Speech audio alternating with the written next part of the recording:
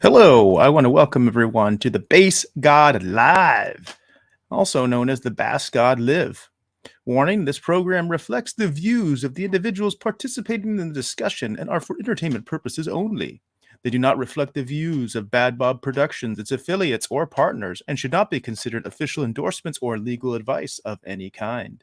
This channel is not recommended for children under the age of 13. Parental discretion is advised.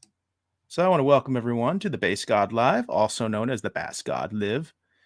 Tonight, we're going to be talking about a couple different things, some fun things. We're going to be talking about my Spirit store haul. I went to the Spirit Halloween store and I went to their 50% off sale on that was, I guess, on Tuesday. It was not the day after Halloween, but the day after Halloween. So I'm going to be talking about that. I'm going to be talking about a Halloween party I went to last Thursday, actually a week ago from today. Today is November 3rd, and a week ago today on Thursday, I went to a Halloween party, the first adult Halloween party I've been to in a very, very, very, very long time, because I do have kids, and usually the Halloween parties I go to are for families. And so I went to a Halloween party, and I went there solo, and it was actually an industry party. And it was at Sun Studios in Tempe, Arizona. So I'm going to be talking not only about the party, but about Sun Studios, because that was part of the reason I went there. I wanted to accomplish both. So I wanted to have some fun, and I wanted to see what this local studio in Arizona was like, since I am based in Arizona, but most of my filming is actually done in California. And then I will be doing my hold, sell, or trade segment again. This time, I've actually changed the name. Before it was just hold or sell. Now it's hold, sell, or trade. And I'm going to be featuring some 80's G.I. Joe figures from my personal collection. And I'm going to be showing them on the air and asking folks, should I hold, sell, or trade? And of course, I do encourage people, even if they see this in a repeat, to comment and let me know what they think about my collection. All right, so let's see. What should we get started with? Let's go ahead and do the stuff that's just online, the stuff where I don't have to turn the camera on. So I'm going to start out with the Sun Studios Arizona Filmmakers Halloween Party.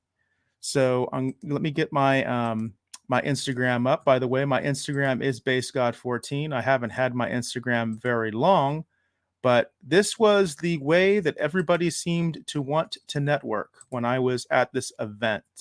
So it seems to be the happening thing as far as the way that people network. I had business cards, and I actually got quite a few business cards from people around my age, but it seemed like most of the young people there, they didn't have business cards. They asked me, "Hey, what's your Instagram?" And I was like, "Hey, here is my Instagram." So my Instagram actually grew quite a bit by going to this event.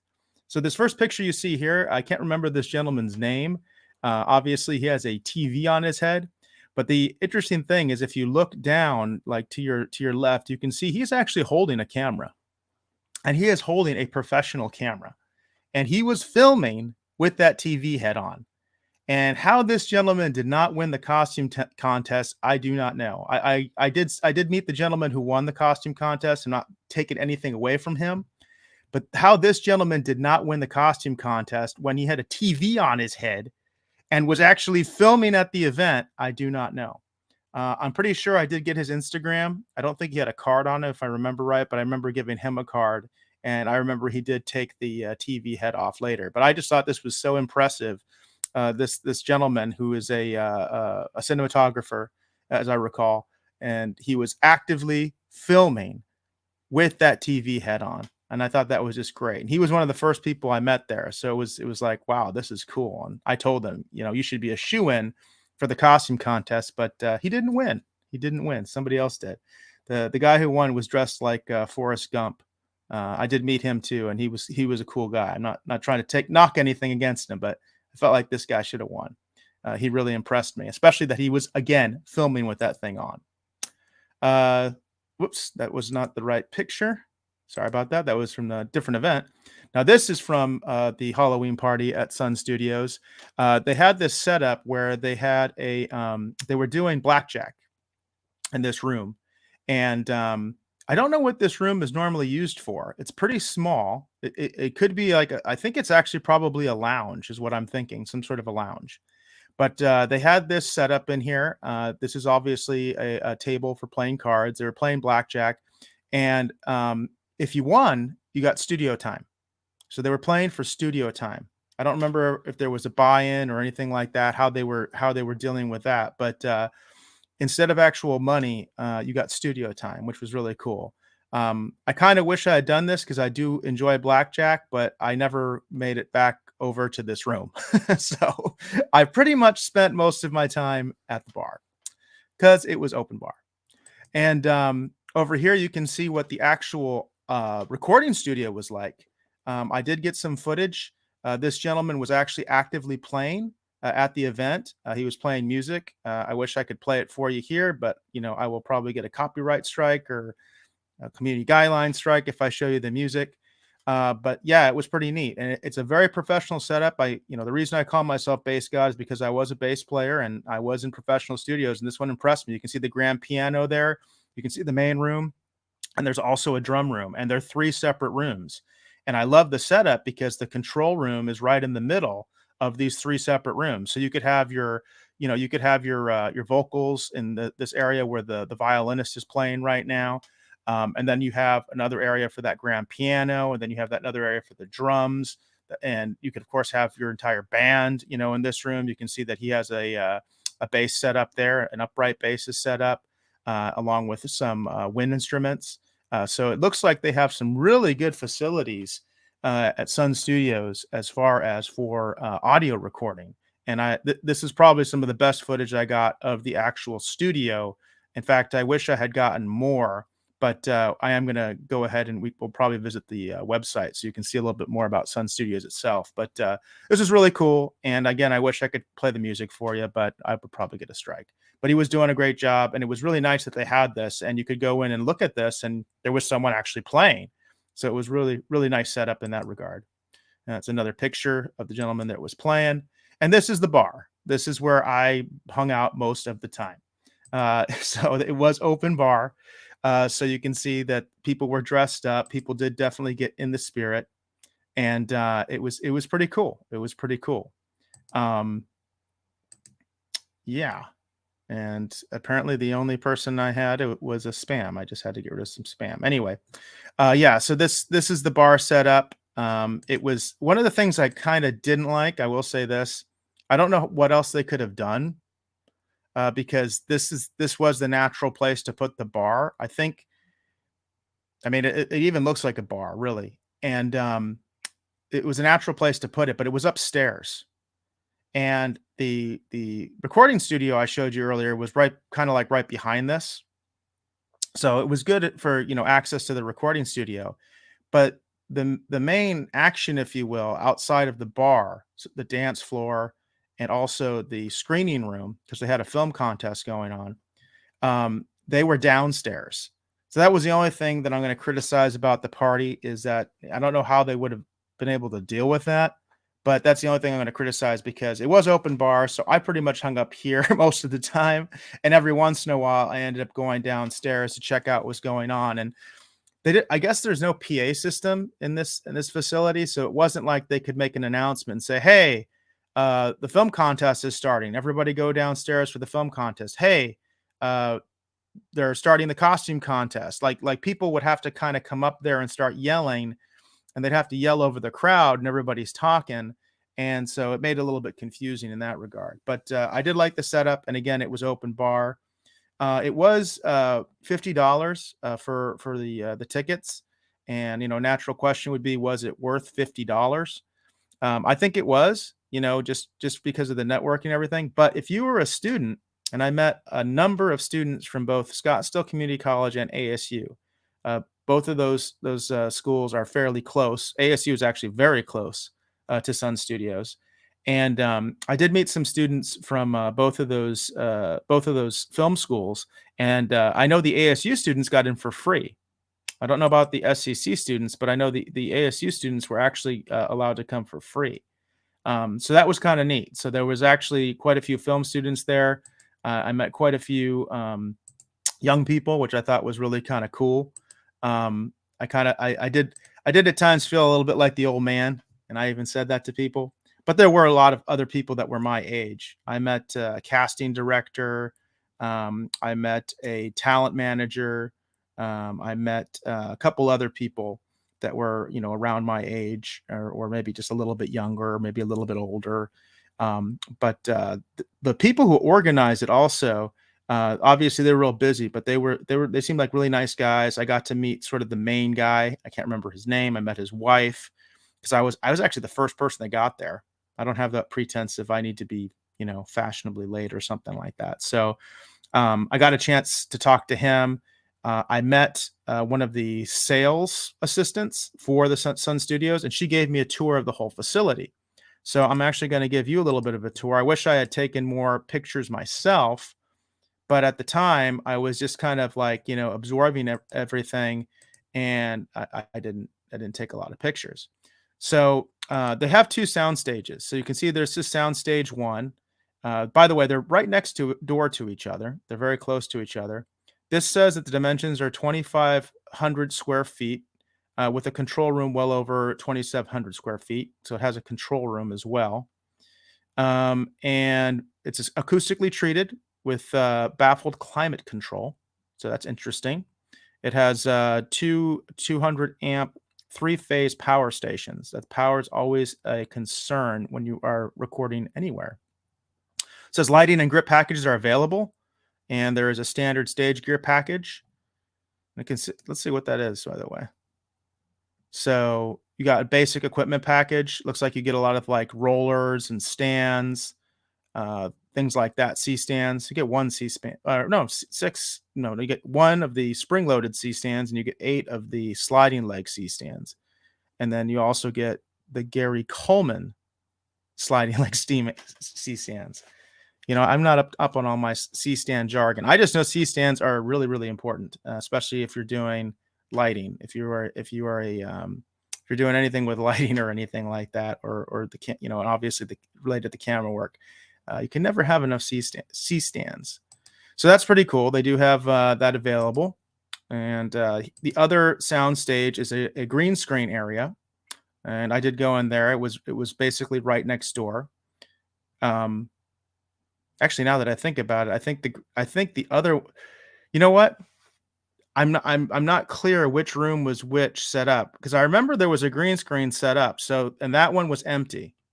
So what I'm thinking is the other room I just showed you is where they actually had the dancing going on, because I remember seeing an actual green screen setup, but I don't know for sure which was which. One of these rooms was actually where they had the DJ and they had the dancing. And again, it was downstairs from the bar. That's my only criticism. But yeah, one of these rooms they were doing that. But I remember that the green screen room did have or at least they did have a green screen set up in one of the rooms. The other thing downstairs, the big thing, is their auditorium. This is where they had their film contest and showed their films. It says it's tiered seating for 150. It is a very, very kind of professional, nice theater, legitimate theater style with the tiered seating. You can see it in this picture. I would say it's a little bit on the dated side, just a little bit. I mean, obviously these days, a lot of movie theaters, they have like, the stadium style seating, and they have the lounge chairs. So I think a lot of us are a little bit spoiled. But this definitely would do, especially if you wanted to do like a small film festival, if you wanted to do a business presentation. And the other thing, of course, I think about is a cast and crew screening. Like if you wanted to film at Sun Studios, it would be nice to actually have the cast and crew screening at the same place, because everybody knows where it is. And that's really convenient from a producer's perspective, is that you could basically have your cast and crew screening at the same place where you filmed your movie or your television pilot or your commercial or whatever it is. And if you decide to have a cast and crew screening, you could just have it right there. So it was nice. I remember the sound seemed pretty good, because I only saw one of the films, and I can't remember which one it was. I only got to see one of the films in the film competition. And my understanding was that they hadn't really done a film competition before. So they didn't get like a huge response. There was like, I think, around 10 entries, something like that. But I did see one of the films. It was a horror film. I thought it was pretty good. Obviously, I mean, horror films are usually really confusing, especially shorts. But I thought it was pretty good. But the sound seemed very good, and the projector seemed good. You can't really see like the projector and the lighting. It's kind of behind the seats, and it was a nice theater. Like I said, a little bit dated, obviously, but these days I think we're a little bit spoiled with what modern theaters are today. But still, very much a good place if you're going to be doing. If you're going to be doing like a cast and crew screening again, or you're doing just some sort of private screening, I think that this would work very, very well. So overall, I was impressed with Sun Studios itself. My understanding is it actually is the old Al Collins College campus. If anybody's familiar with that, Al Collins has been gone for quite a while, but it's a nice studio. It's a nice professional studio. And one of the things that was also interesting was it's like a real, just it's like a real studio. Like they actually have other companies that are set up in that facility.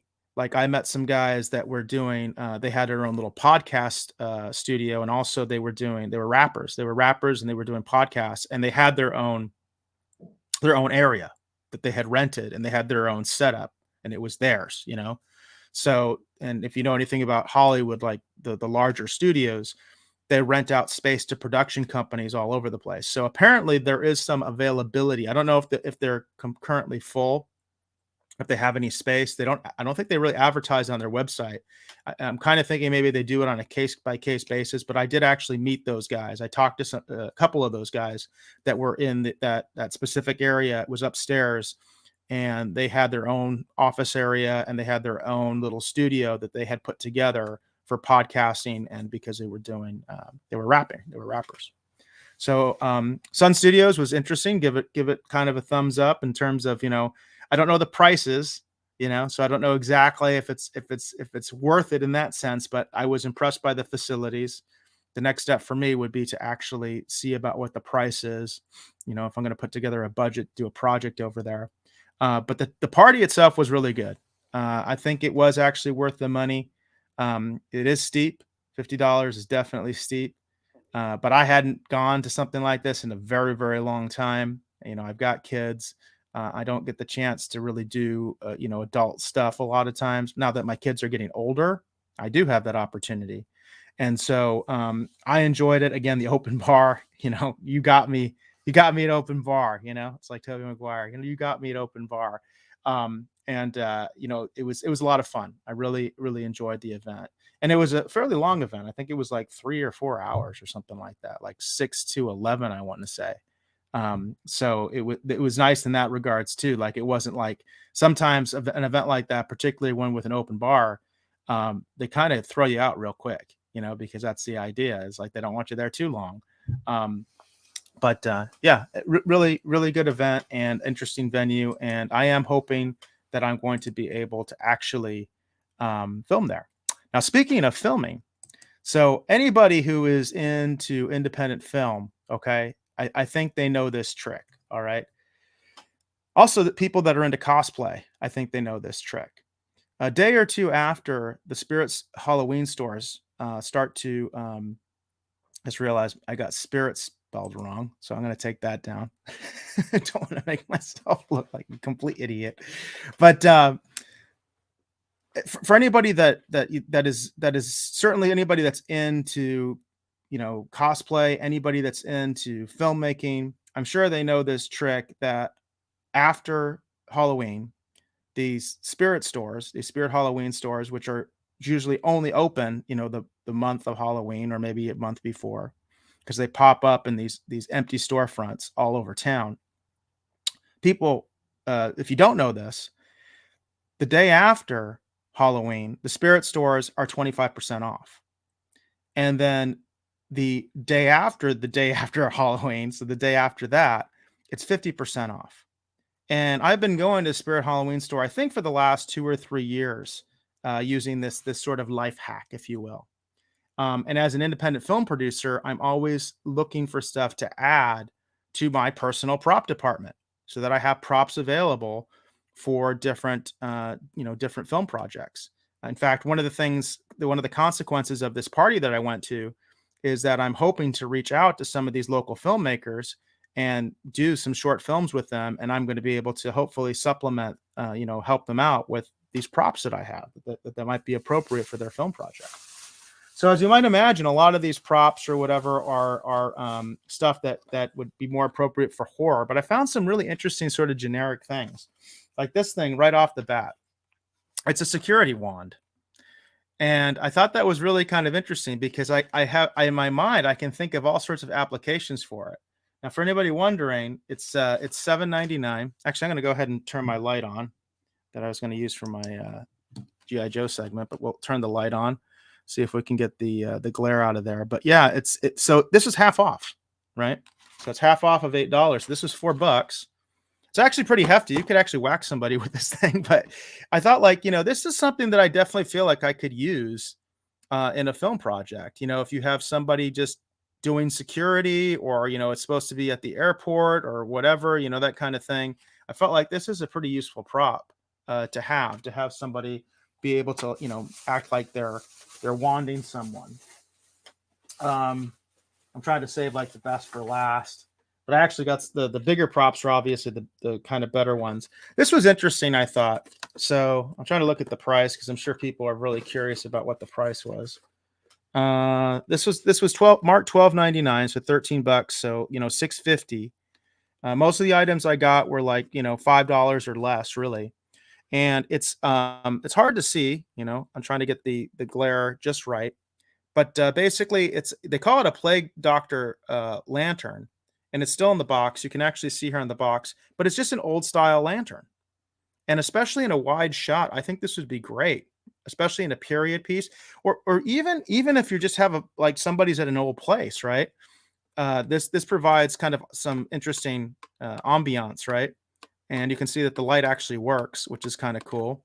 So it actually does light up. So it's actually a working prop, not just something that, even though, obviously one of the issues would be like, okay, are people going to buy whether that's a candle? But still, I still think this would actually work very well, especially in background or something like that. I think it would work out really, really well in a film production where you're looking for something like that. This was kind of interesting. I kind of got this on a whim.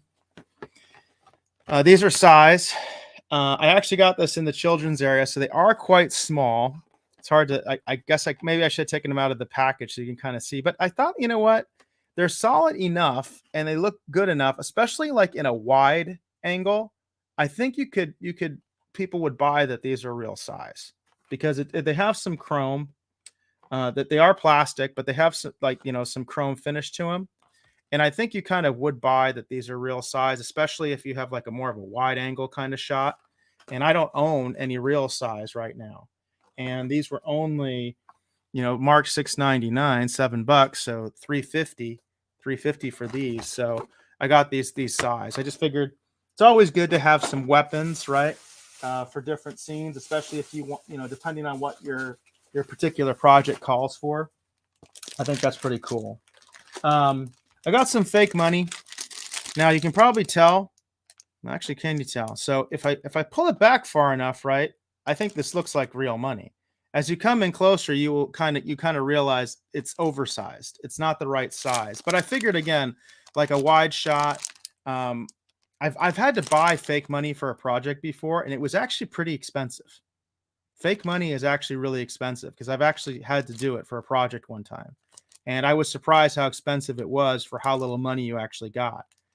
It's the cost of paper. It's kind of funny because in a lot of ways, dollars are like, they're not even worth the cost of paper anymore. And you find that out when you buy fake money. But this was $6. And I don't think it says how many bills are in here, but you can see it's pretty thick. And I was like, that's always useful. Like I said, I had a project where we needed fake money. And unfortunately, that person that I collaborated with took it, and I don't know what happened to it. Biohazard tape. Biohazard tape, I think, was very useful. I already have like a crime scene kit that I got a previous year, so I have like crime scene tape. But I thought this was really good. $6, so $3, for this. And it's hazard tape. Very useful, I think. if you're going to have anything with like a pandemic or a chemical spill or anything like that, that's going to be useful on that shoot. This is one of the better items that I found that I was really kind of impressed with. I call it a sacrificial dagger. I think it just says dagger on it, but it actually has some weight to it. I haven't taken it out of the package, obviously, but just feeling it has some weight to it. And it was marked at $8, so I got it for $4, and it actually feels like it's almost like metallic. Wonder if I should just take it out. It says wall hanger. If you notice here, it says it's actually meant to be a wall hanger.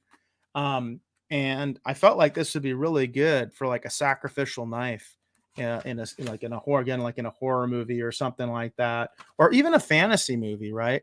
Maybe a fantasy movie or something like that, because it's really kind of crazy looking, So, and again, it's got some weight to it. You can kind of hear it rattling around there, maybe. So, let's see. I got a bunch of like makeup stuff. I'm trying to put it like all together. Yeah, I got these 3 different makeup things. Stayed away from fake blood and stuff like that because I've already got like gallons of fake blood, so I didn't really need that. But I got these prosthetics. This one is just some scar set. It was $8, retail, so I got it for $4. And again, it's just like scars, so you can put some scarring on someone, which is always useful for a movie, no matter what the genre. This was $10, but it's eye patches basically, so you can make it like somebody's eyes got gouged out. And I know someone down here that does really good effects, and I know she could do some really good stuff with this. And I actually met some effects people too at this party, so I should be as far as they should have some latex that they can add to this to make it look. And then there's some elf ears, so I thought that would be kind of cool, especially if I ever did like a fantasy thing. But not only fantasy, but this would also work in horror, I think, where you maybe this could be sort of like wolf ears or something like that, like a werewolf or some sort of other kind of creature, even one that's maybe nondescript. I always try to look for stuff that's good for like augmenting like a police scene. Those are really useful for a film. And I really like this mugshot board. This is especially be good in like a period piece. And it's actually like got some like a little bit of weight to it. It's not like all paper or something like that. Although I think it's mostly plastic, but it's got some sort of metallic finish. So you can see that it'll probably shine out there. This was one of the more expensive items. It was $15. Okay. So, I got it for $7.50. Right. But, this is I like this a lot, and it comes with the chalk, and so because you see scenes like this all the time in movies where somebody gets arrested, right? You see scenes like that all the time, and it would be have that mugshot scene. I think is really good. Here's another one that I thought was kind of interesting. One of my last items. This is a plague doctor's toolkit, and when I saw this, I was just like, wow, that's kind of cool. Like. I think I could use that for any kind of horror movie, right? You could use this also, like I was even thinking like a sci-fi movie, where like you have aliens, like you have the Greys or something like that, and they're like dissecting people or something like that. But yeah, so you got like it's pretty neat. You got like this sort of knife thing. I mean, this is all plastic. You can kind of feel it. It's like a hard plastic, but these are the kind of things that I think you could set up a scene where somebody's going to be tortured, even in like a maybe like an action drama where somebody's going to be tortured, or a spy kind of film. There's all sorts of ideas. You have to be creative as an independent filmmaker. And when I look at this stuff, I see all sorts of different things that I could do with it. And this is the piece that I kind of like the most. And this was $10, so it was only $5 for me, but it's $10 retail. Again, these were 50% off. This is a wrench. And I think it looks really good. It's kind of like a hard rubber material. So it's definitely got all a give. So you could actually hit somebody with this. You know what I mean? If they were willing to take the hit, and you probably wouldn't really hurt them. But of course, if they can sell it, it would look great on screen. And you see that a lot where somebody picks up a wrench and hits somebody with it or something like that. It's a makeshift weapon. And it makes a lot of sense as a makeshift weapon, and I think it looks pretty good. And I definitely think it could be touched up to look better on screen, or of course you pull back, right? You can even see here, if you pull it back, it's going to look more realistic, and it's definitely going to look more realistic when you're wielding it. And it doesn't seem to have like a lot of give in it, where it's going to be like, it's not wobbly or anything like that. So it's a solid enough piece. And I really dug it when I found this. I did get a couple of other items I'm not showing that were actually for my kids. I actually have them off to the side out of reach, but I got a couple anime mugs. I think they were like $3, $4, something like that, discounted. One was for Demon Slayer. The other one's My Hero Academia, because my kids are really into that. I got some socks for Demon Slayer socks, I think for like $2 or $3. And then I got like a little mystery pack, a little like My Hero Academia mystery pack that was like, $2 or $1 or something. So all told, my budget was $100. I went in with $100 and I came in a little bit under budget. So that was nice. It's always nice as a film producer to come in under budget. But yeah, those are the items that I got over at the Spirit store, 50% off sale. And again, that's something, if you're into costuming, if you're into cosplay, you like to do masquerades, if you're a filmmaker, that's something to always keep in mind, is to go to the Spirit store in your area, because you're likely to have one. They're like all over the place. I went to 2 that were really close to my house.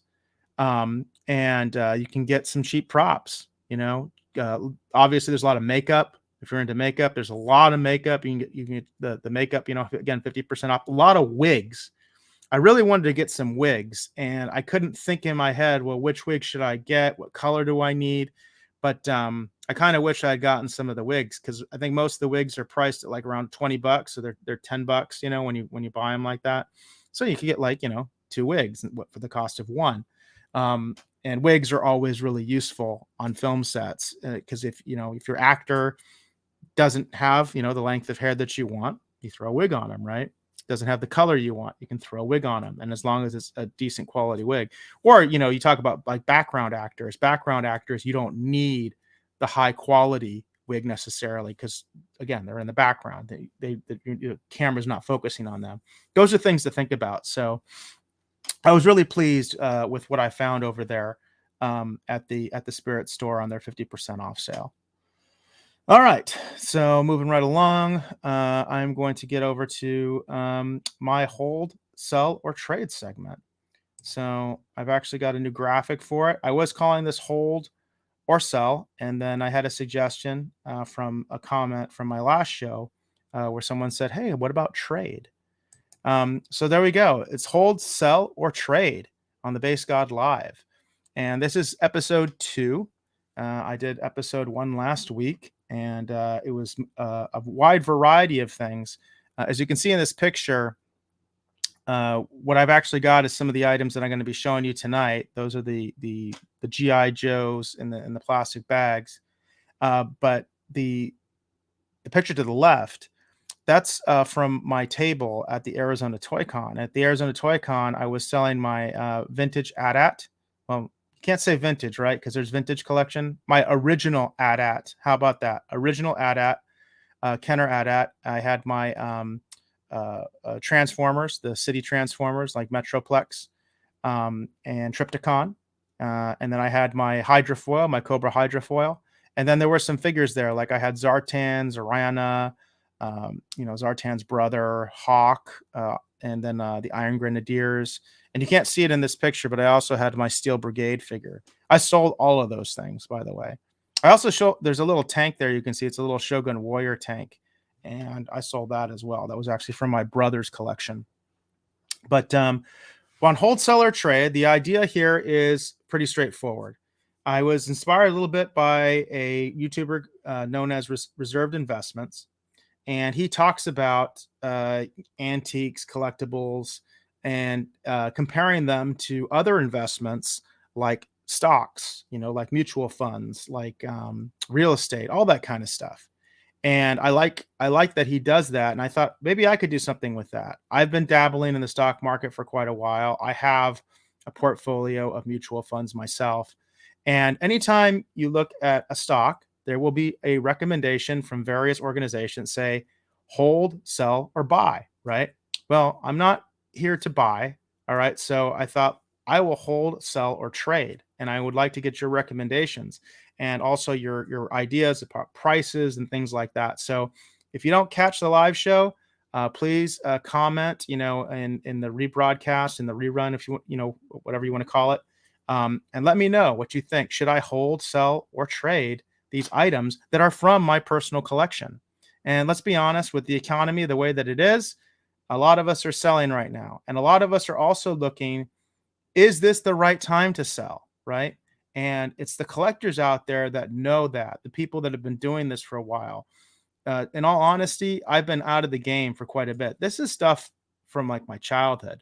The only thing I'm actively collecting right now is the Kenner Marvel Legends figures. I do like those a lot. And I already have a fairly substantial collection of them.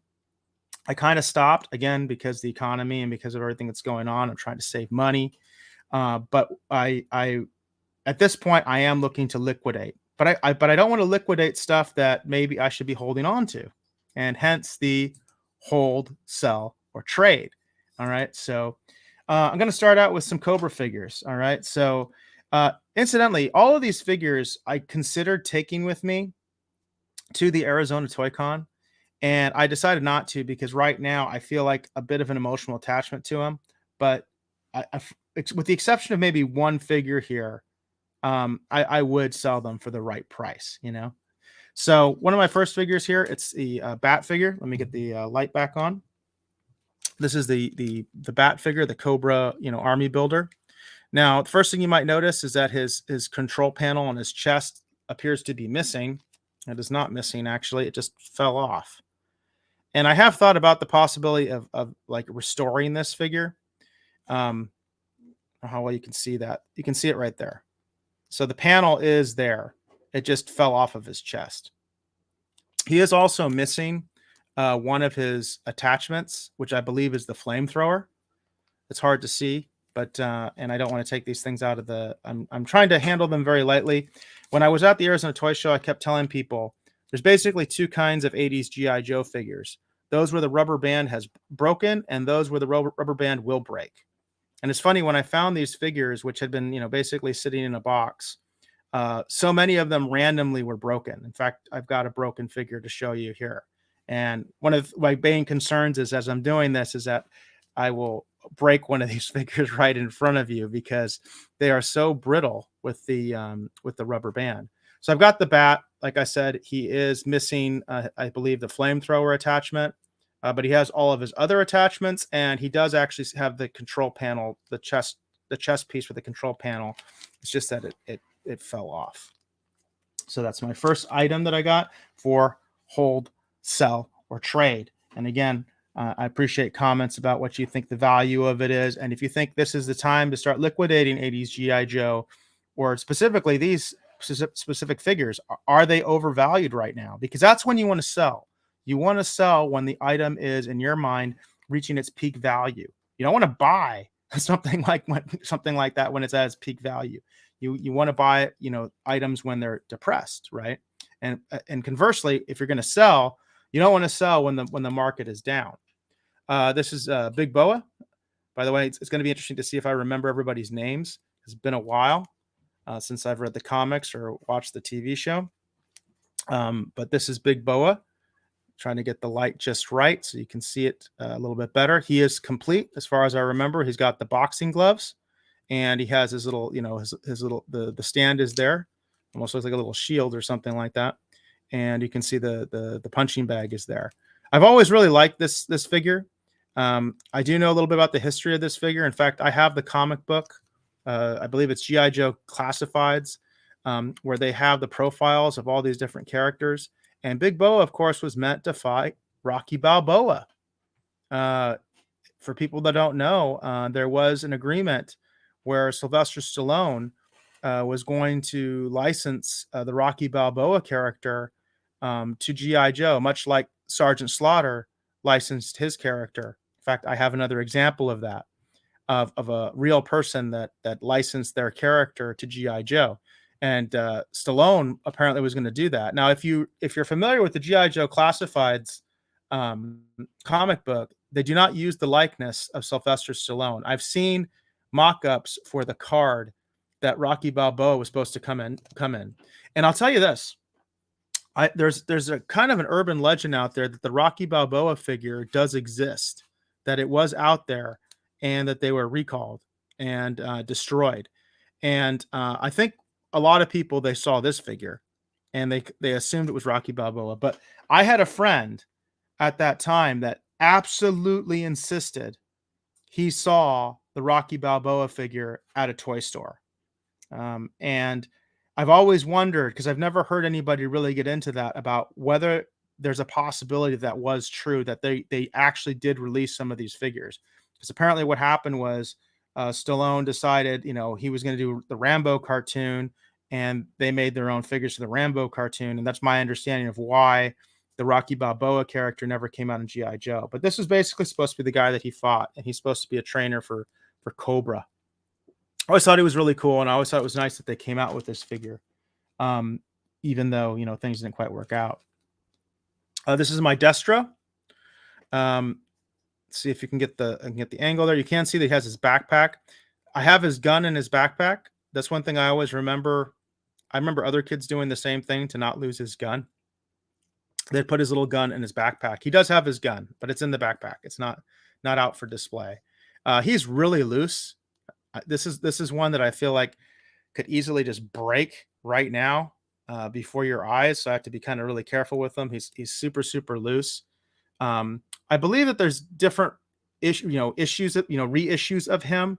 Because as I remember, I didn't have any first wave G.I. Joes really.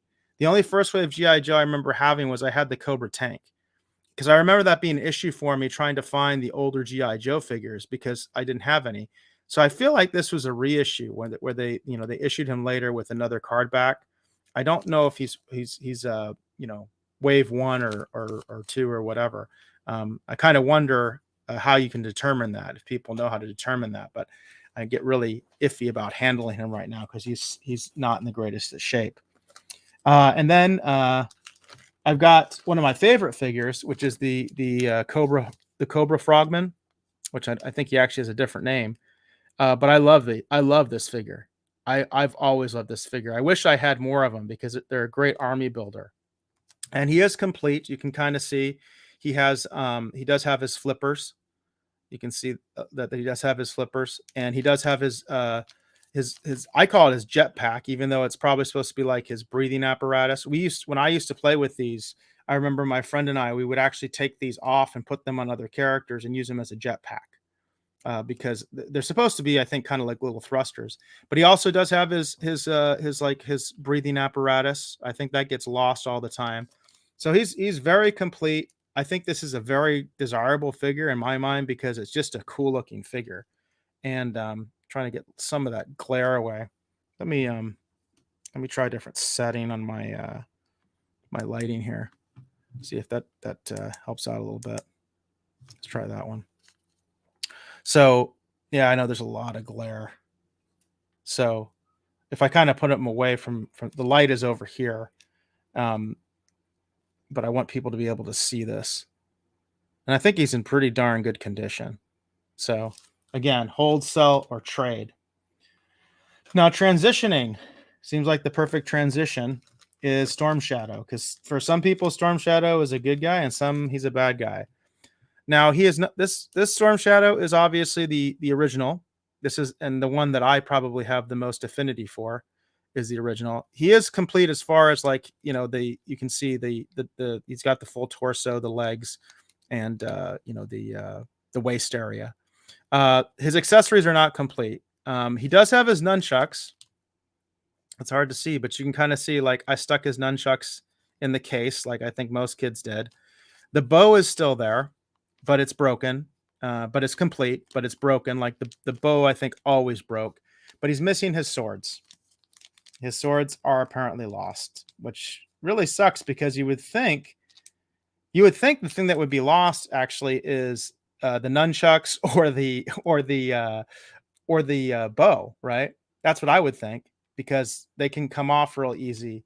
And but and you would think that the swords would be okay because they have the nice holders, and as long as you have the backpack, you'll probably have the swords. But no, somehow I lost the swords. I don't know how I did that, but I did.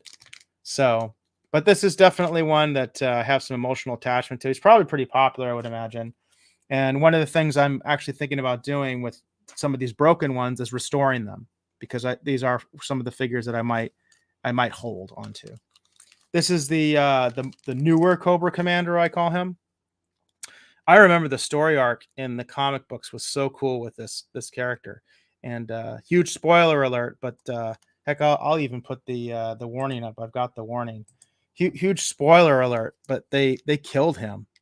They killed Cobra Commander in the comic book, and I couldn't believe it. It was such an incredible story, and I was just so angry because they made, in the comic book, this version of Cobra Commander was awesome, in my opinion. I really liked him, and he is complete. He's got the backpack, he's got the gun, very unique gun, and he's got the little, that you can see the little hose attachment. But yeah, I loved this character in the comic book. In the cartoon, it was kind of stupid. The way they did in the cartoon, I thought was kind of stupid. But I really enjoyed his portrayal in the comic book, and I was pissed when they killed him. I was pissed. But yeah, so we got Cobra Commander. I just call him the new Cobra Commander. There's like the original Cobra Commander, the hooded Cobra Commander. This is the new one. I know there's other versions of Cobra Commander today, but I don't get into that stuff. This is stuff. This is the real stuff as far as I'm concerned. And then speaking of Storm Shadow, it's Storm Shadow earlier. This is the newer Storm Shadow, which incidentally, I remember my old co-host Dave Beatty. I think he told me that he preferred this one. He preferred the new Storm Shadow. I still have an affinity for the original one, and I don't remember if this was supposed to be like the good Storm Shadow too, because I know in the comic books they made Storm Shadow basically into like a good guy. I remember that the story arc in the comic books was really good for Storm Shadow and Snake Eyes. And I'm trying to remember if this one, if they said he was actually a G.I. Joe or if he was still Cobra, because I don't see a Cobra symbol on him, whereas the original one obviously does have the Cobra symbol on him. So as far as I know, he's complete, because I don't think he came with a lot. He's got the red sword and the backpack. I always thought this backpack was really cheesy. I love the backpack for the original way better. But the interesting thing is the swords are missing, whereas this guy still has his sword. So I guess this backpack actually did his job better than the one that I like. And he does have his bow. And I believe that's all he came with. If anybody, oh no, he's also got his little claw thing, which is hard to see. I actually didn't even see it. And it's really hard even for me to see. You can kind of see. Let's see if I can get the angle just right. I'm trying not to manipulate these figures. They're just, the waistbands are not good. And, the less that I have to restore these things, if I do decide to sell them, the better. But yeah, you can kind of see the claw thing right there. There you go. That's the other weapon. So I think he's complete as far as like, complete off card. But again, I'll call him new Storm Shadow, buy, trade, or sell. And of course, you'd have to talk about Snake Eyes with him. This is, of course, is what I would call the Mark II Snake Eyes, the second Snake Eyes. He does have his backpack. He does have the sword in the backpack. He does have his Uzi. The Uzi is there. Trying to get that angle so you can see him a little bit better. You can also see he's really loose. He's like almost falling over. He's so loose. He is missing the dog. He's missing his wolf, which I almost wonder if my kids found that because they would have liked it, and it's just here somewhere, but I don't know. So he's not complete, but he's Snake Eyes, and of course Snake Eyes is really popular. Unlike Storm Shadow, I do think I like this version of Snake Eyes better than the original.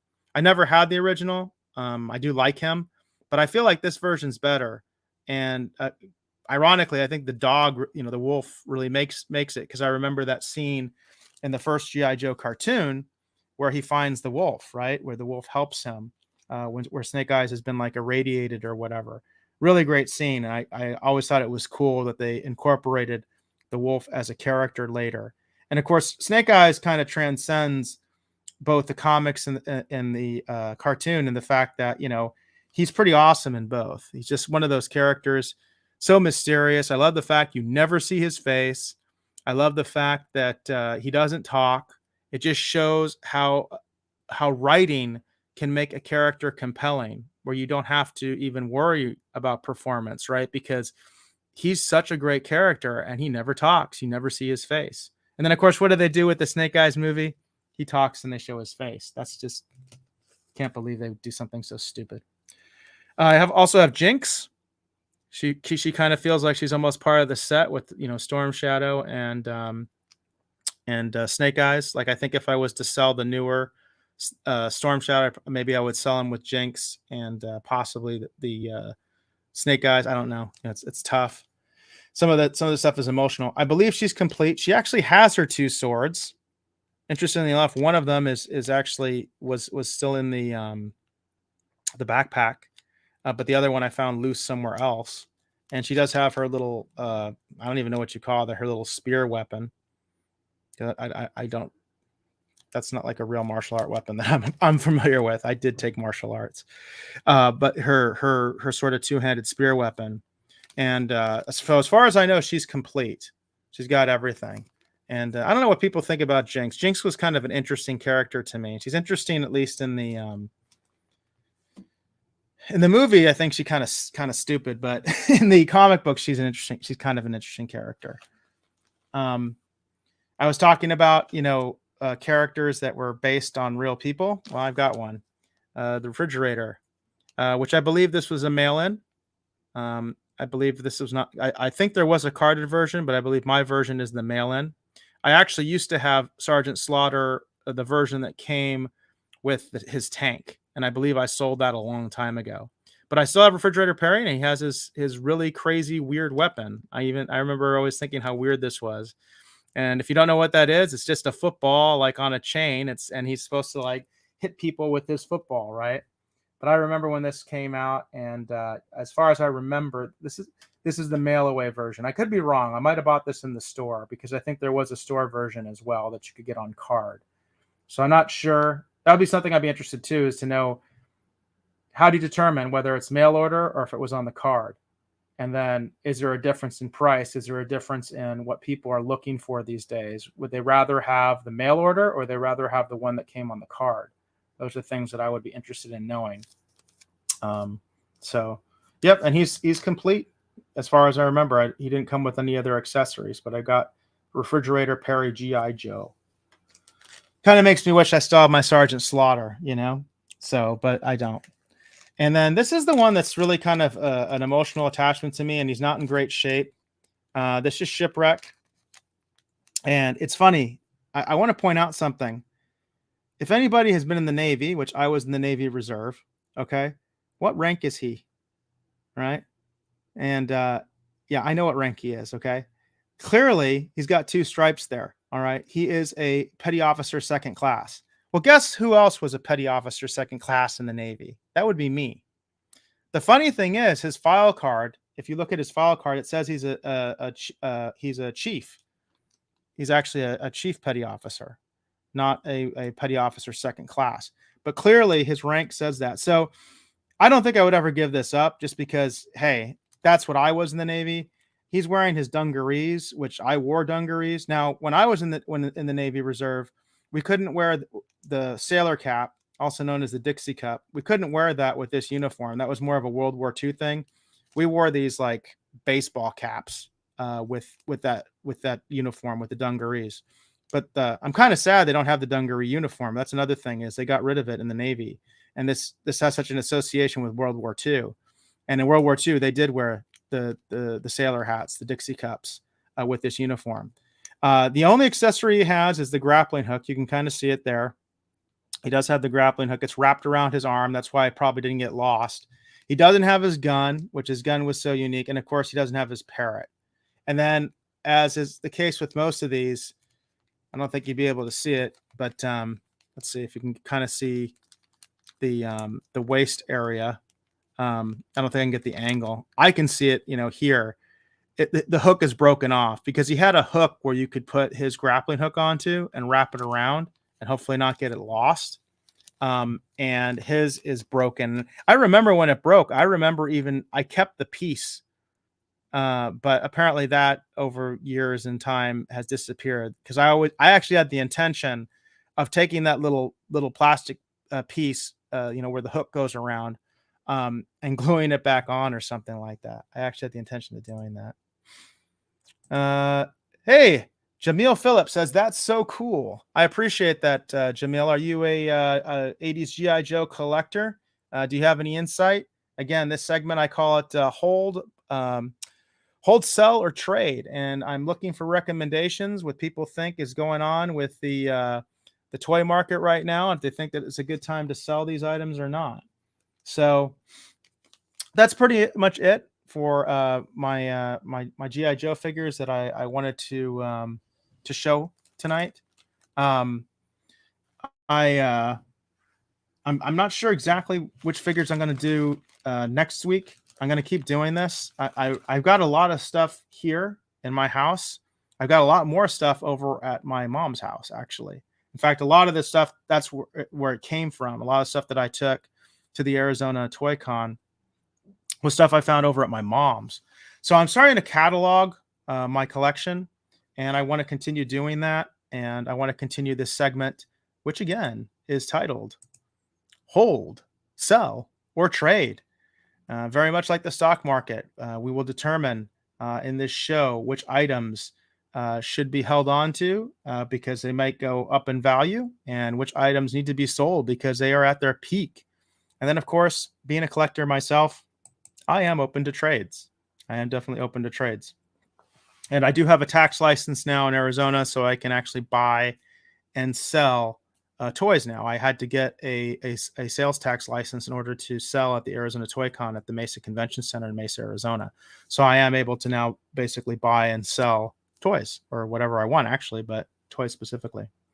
Jamil says, sorry, I am not a collector. I was just looking. I just thought it was neat that you and the figure were in the rank in the Navy. And Jamil, did you catch that? Like the interesting thing, like, I don't know if you're familiar with GI Joe, but like you can clearly see what the rank is.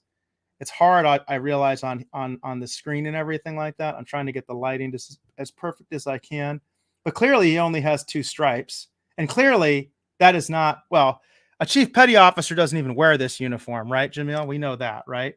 Chief petty officer doesn't even wear the dungarees. But on his file card, if you have the card that he came on, it says he's a chief petty officer. GI Joe notoriously got the ranks messed up. Like, for instance, Duke is I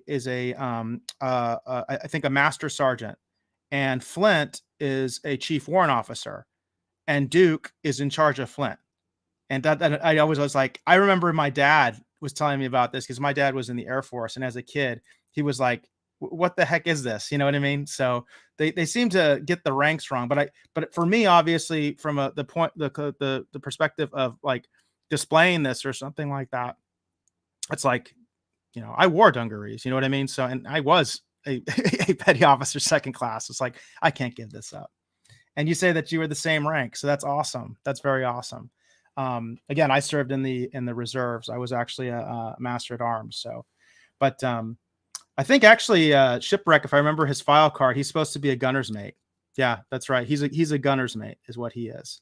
So I think that's kind of cool too. They didn't mess that up. At least they had an actual rate from the Navy instead, but they messed up his rank. They messed up his rank for sure, which I think is funny, because if you look at the file cards, it's really interesting to see that when they talk about that, because you'll see like huge inconsistencies, like I said, with the whole thing with Duke and Flint, where Flint should outrank Duke, but Duke was always in charge, except when General Hawk showed up, which incidentally, I had a General Hawk at the Arizona Toy Con, but I sold him. He was broken, but again, there's only 2 kinds of these figures, all right?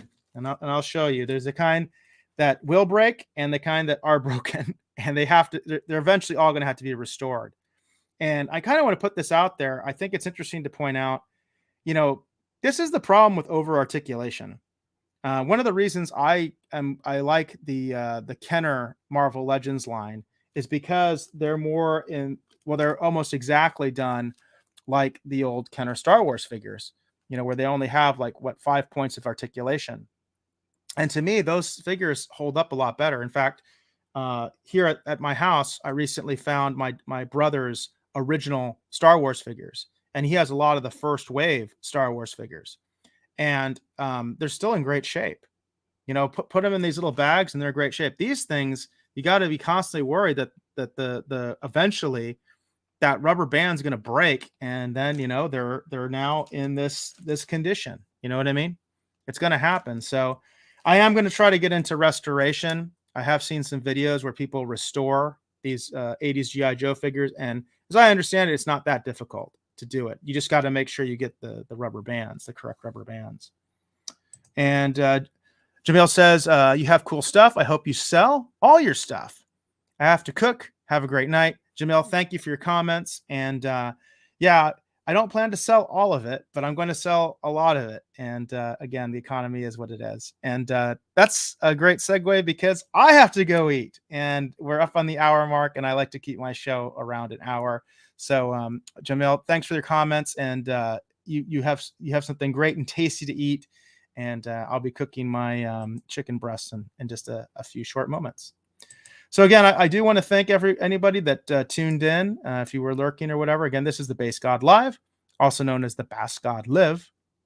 And we've been talking about, this Halloween party I went to. We're talking about the stuff that I got at the Spirit store, the 50% off sale. And of course, on the my sort of main segment now, which I will continue to do every week, hold, sell, or trade.